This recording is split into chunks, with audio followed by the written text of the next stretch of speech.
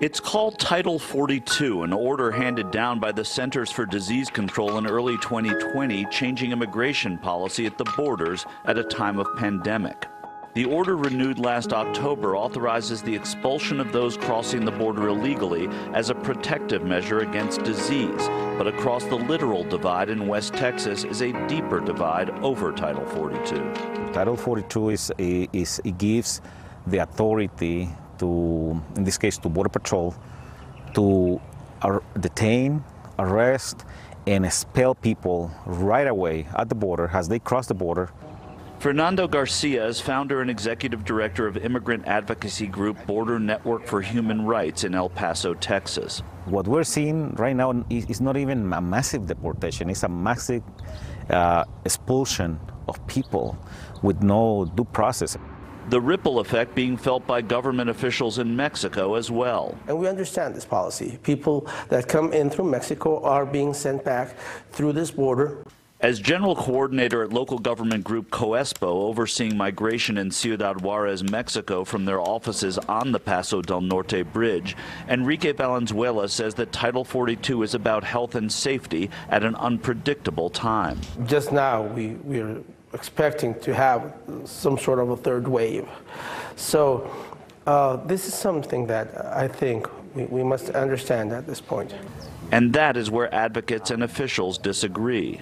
This is not protecting the people they're supposed to be protecting. In this case, more than anything, children, families, asylum seekers.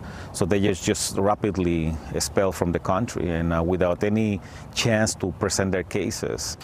Marisa Limon Garza is deputy director for Catholic charity Hope Border Institute in El Paso. For her, this has been about the politics of two American administrations. This was part of the design of Stephen Miller and the Trump administration, and one other tool at their disposal to really build this impermeable wall, and they have successfully achieved that, and now the Biden administration is continuing it. The frustration among the support community on the border that Title 42 endures has created more work. There is incredible disappointment with the slow pace of change. Title 42 is still in place because we are still in the midst of fighting a global pandemic, so I don't have any predictions of when that will change.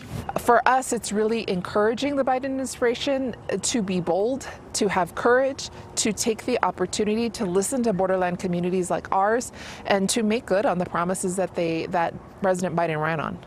The Biden administration did abolish the Remain in Mexico program, whereby migrants were forced to wait on the southern side of the border for immigration hearings in the U.S. There are humanitarian options that we've seen that have helped during a pandemic still make sure that people have the opportunity to be in the United States. We see that with the wind down of the Remain in Mexico program and PP.